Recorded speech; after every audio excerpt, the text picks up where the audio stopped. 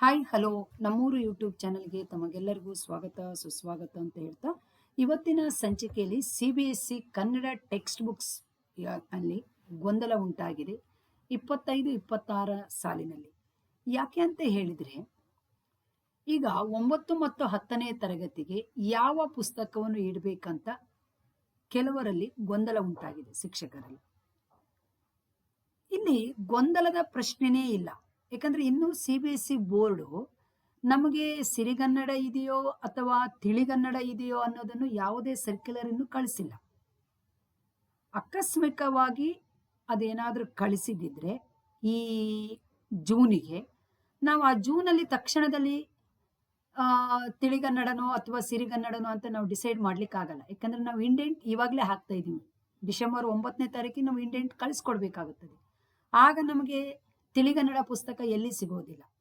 ಅದನ್ನು ನಾವೆಲ್ಲೋ ಜೆರಾಕ್ಸ್ ತಗೊಂಡು ಅಥವಾ ಏನೇನೋ ಮಾಡಿಬಿಟ್ಟು ಪ್ರಯತ್ನ ಮಾಡಬೇಕಾಗುತ್ತದೆ.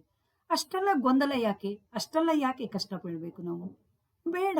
ಆಕಸ್ಮಿಕವಾಗಿ ಬೋರ್ಡಿಂದ ನಮಗೆ ತಿಳಿಗನ್ನಡ ಅಂತ ಮತ್ತು ಸಿರಿಗನ್ನಡ ಆಪ್ಷನ್ಸ್ ಏನಾದ್ರು ಬಂತು ಅಂದ್ರೆ 2026 ಜೂನಕ್ಕೆ ಮಾಡ್ಕೊಂಡ್ರಾಯ್ತು. 26-27ನೇ ಸಾಲಿನಲ್ಲಿ ತಿಳಿಗನ್ನಡ ನಾವು ತೆಗೆದುಕೊಳ್ಬಹುದು. ಆದ್ರೆ ನನಗನಿಸಿದ ಪ್ರಕಾರದಲ್ಲಿ ಈ 25 ಮತ್ತು 26 ಸಾಲಿನಲ್ಲಿ ಸಿರಿಗನ್ನಡವನ್ನೇ ಮಾಡುವುದು ಒಳ್ಳೆಯದು. ಯಾಕಂದ್ರೆ ನಮಗೆ ಬೋರ್ಡಿಂದ ಯಾವುದೇ ಮಾಹಿತಿ ಬಂದಿಲ್ಲ. ಎಲ್ಲೋ ಜನ ಬರುತ್ತೆ ಅಂತ ಹೇಳ್ತಾ ಇದ್ದಾರೆ. ಆದ್ರೆ ನಮ್ಗೆ ಯಾವುದು ಸರ್ಕ್ಯುಲರ್ ಬಂದಿದೆಯಾ, ಕೋಡ್ ಬಂದಿದೆಯಾ, ಕರಿಕ್ಯುಲಮ್ ಬಂದಿದೆಯಾ? ಬಂದಿಲ್ಲ. ಯಾಕೆ ನಾವು ಅಷ್ಟು ಗೊಂದಲ ಮಾಡ್ಕೊಳ್ಳೋದು? ಅಷ್ಟೇ ಅಲ್ಲದೆ ಈ 2020ರಲ್ಲಿ NEP ಬರೋಕ್ಕಿಂತ ಬಂದ್ಮೇಲೆ ನಮಗೆ ಕೆಲವು ಶಾಲೆಗಳಲ್ಲಿ ನಾವು ಕಂಪಲ್ಸರಿ ಕನ್ನಡ ಇದಾವೆ, ಕೆಲವು ಶಾಲೆಗಳಲ್ಲಿ ಕಂಪಲ್ಸರಿ ಕನ್ನಡ ಮಾಡ್ತಾ ಇಲ್ಲ, ಬಿಟ್ಬಿಟ್ಟಿದ್ದಾರೆ. ಚಾಯ್ಸ್ ಇದೆ. ಸೆಕೆಂಡ್ ಲ್ಯಾಂಗ್ವೇಜ್ ಮಕ್ಕಳು ಹಿಂದಿನೂ ತಗೊಂಡಿದ್ದಾರೆ, ಸಂಸ್ಕೃತನೂ ತಗೊಂಡಿದ್ದಾರೆ, ಕನ್ನಡನೂ ತಗೊಂಡಿದ್ದಾರೆ. ಹಾಗಾಗಿ ಇಲ್ಲಿ ಕಂಪಲ್ಸರಿ ಕನ್ನಡನೂ ಈಗ ಕೆಲವು ಶಾಲೆಗಳಲ್ಲಿ ಮಾತ್ರ ಇದೆ, ಕೆಲವು ಶಾಲೆಗಳಲ್ಲಿ ಇಲ್ಲ. ಅದು NEP ಬಂದ್ಮೇಲೆ ಕೆಲವು ಶಾಲೆಯಲ್ಲಿ ಅದನ್ನು ರದ್ದುಪಡಿಸ್ಬಿಟ್ಟಿದ್ದಾರೆ. ಸ್ಥಳೀಯ ಭಾಷೆಗೆ ಅವಕಾಶ ಕೊಡ್ಬೇಕಂತ NEP ಯಲ್ಲಿ ಇದೆ. ಆದ್ರೂ ಕೂಡ NEP ಬಂದ್ಮೇಲೆ ಕೆಲವು ಶಾಲೆಗಳಲ್ಲಿ ಅದನ್ನು ರದ್ದುಪಡಿಸಿದ್ದಾರೆ. ಕಂಪಲ್ಸರಿ ಕನ್ನಡ ಇಲ್ಲ. ಹಾಗಾಗಿ ನಾವು ತಲೆ ಕೆಡಿಸ್ಕೊಳ್ಳೋದು ಬೇಡ. ಈ 9 ಮತ್ತು 10ನೇ ತರಗತಿ ವಿಚಾರದಲ್ಲಿ ನಾನು ಹೇಳುವ ಹಾಗೆ ಸಿರಿಗನ್ನಡವನ್ನೇ ಈ ವರ್ಷದಲ್ಲಿ ಹಾಕೋಣ, ಫಾಲೋ ಅಪ್ ಮಾಡೋಣ. ಒಂದೇಳೆ ತಿಳಿಗನ್ನಡದ ಕರಿಕ್ಯುಲಮ್ ಬಂದ್ರೆ ಅದು ಈ ವರ್ಷದಲ್ಲಿ ನಾವು ತಲೆ ಕೆಡಿಸ್ಕೊಳ್ಳೋದು ಬೇಡ. ಅದು 2026-27 ಸಾಲಿನಲ್ಲಿ ಹಾಕೊಂಡ್ರೆ ಆಯ್ತು.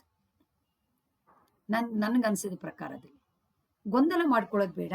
9 ಮತ್ತು 10ನೆಯ ತರಗತಿಗೆ ನಾವು ಈ ವರ್ಷದಲ್ಲಿ ಸಿರಿಗನ್ನಡವನ್ನೇ ಮಾಡೋಣ. ಯಾಕಂದ್ರೆ ಇಲ್ಲಾಂದ್ರೆ ಮಕ್ಕಳಲ್ಲಿ ಗೊಂದಲ ಉಂಟಾಗ್ಬಿಡ್ತೈತಿ. ಒಂದು 9ನೇ ತರಗತಿಯಿಂದ ತಗೊಂಡು ಬಂದ್ರೆ ಮಕ್ಕಳಿಗೂ ಓಕೆ.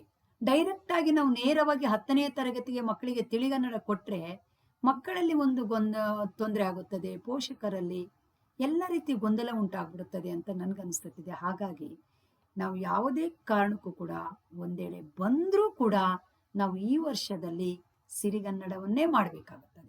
ತಿಳಿಗನ್ನಡದ ಬಗ್ಗೆ ಹೆಚ್ಚು ತಲೆ ಕೆಡಿಸ್ಕೊಳ್ಳೋದು ಬೇಡ. ಆಕಸ್ಮಿಕವಾಗಿ ಯಾರಾದ್ರೂ ಮಾಡ್ತಾ ಇದ್ರೆ ಅವ್ರು ಮಾಡ್ಕೊಳ್ಬಹುದು, ಏನ್ ತಪ್ಪೇನಿಲ್ಲ.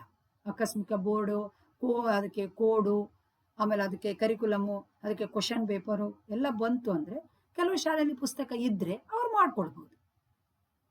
ಆದ್ರೆ ಒಂದೇ ವರ್ಷದಲ್ಲಿ ಫಸ್ಟಿನ ವರ್ಷದಲ್ಲಿ ತಕ್ಷಣ ನೇರವಾಗಿ 10ನೇ ತರಗತಿಗೆ ಅದನ್ನು ಇಂಟ್ರೊಡ್ಯೂಸ್ ಮಾಡೋದು ಅಷ್ಟು ಒಳ್ಳೆಯದಲ್ಲ, ಪರಿಚಯ ಮಾಡುವುದು ಅಷ್ಟು ಒಳ್ಳೆಯದಲ್ಲ. ಯಾಕಂದ್ರೆ ಮಕ್ಕಳಲ್ಲಿ ಗೊಂದಲ ಉಂಟಾಗುತ್ತೆ. ಯಾಕಂದ್ರೆ ಬಿಕಾಸ್ 10ನೇ ತರಗತಿ ವಿದ್ಯಾರ್ಥಿಗಳವರು.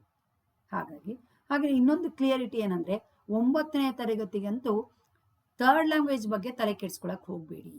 ಥರ್ಡ್ ಲ್ಯಾಂಗ್ವೇಜ್ ಇರೋದಿಲ್ಲ. As it is second language ಒಂದೇ.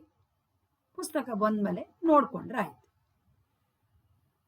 ಅಂತ ನಾನು ಹೇಳ್ತಾ, ನಮ್ಮದು ಪರೀಕ್ಷಾ ಸುಗಮ ಮತ್ತು ಕನ್ನಡ ವ್ಯಾಕರಣ ಸಿಂಗಾರ ಪುಸ್ತಕಕ್ಕಾಗಿ ಸಂಪರ್ಕಿಸಿ. ಪರೀಕ್ಷಾ ಸುಗಮ ಇದು CBSE ಮೊಟ್ಟ ಮೊದಲ ಬಾರಿಗೆ ನೋಟ್ಸ್ ಪ್ಲಸ್ ಕ್ವಶನ್ ಬ್ಯಾಂಕ್ ಇರುವಂತ ಏಕೈಕ ಪುಸ್ತಕ ಇದಾಗಿರುತ್ತದೆ. ಕಳೆದ ವರ್ಷ 10ನೇ ತರಗತಿ ವಿದ್ಯಾರ್ಥಿಗಳಿಗೆ ಕನ್ನಡ ವ್ಯಾಕರಣ ಸಿಂಗಾರ ಪುಸ್ತಕದಿಂದ ಎಲ್ಲ ಗ್ರಾಮರ್ಗಳು ಕವರ್ ಆಗಿತ್ತು. ಆ ಪುಸ್ತಕದಿಂದನೇ ಎಲ್ಲವೂ ಬಂದಿತ್ತು. ಹಾಗಾಗಿ ಈ ವರ್ಷ ನಮ್ಮ ಪರೀಕ್ಷಾ ಸುಗಮದಿಂದನೇ ಎಲ್ಲ ಪ್ರಶ್ನೆಗಳು ಬರುವ ಹಾಗೆ ಕವರ್ ಮಾಡಿದ್ದೀವಿ. ಬೇಗನೆ ನಮ್ಮ ಪುಸ್ತಕವನ್ನು ಕೊಂಡುಕೊಳ್ಳಿ ಅಂತ ನಾನು ಹೇಳ್ತಾ ಇದ್ದೀನಿ. ಶಾರದಾ ಪ್ರಕಾಶನಕ್ಕೆ ಹಿಂದೆ ಭೇಟಿ ಕೊಡಿ. ನೀವು ಬೆಂಗಳೂರು 560094, ಮೊಬೈಲ್ ಸಂಖ್ಯೆ 9741616955.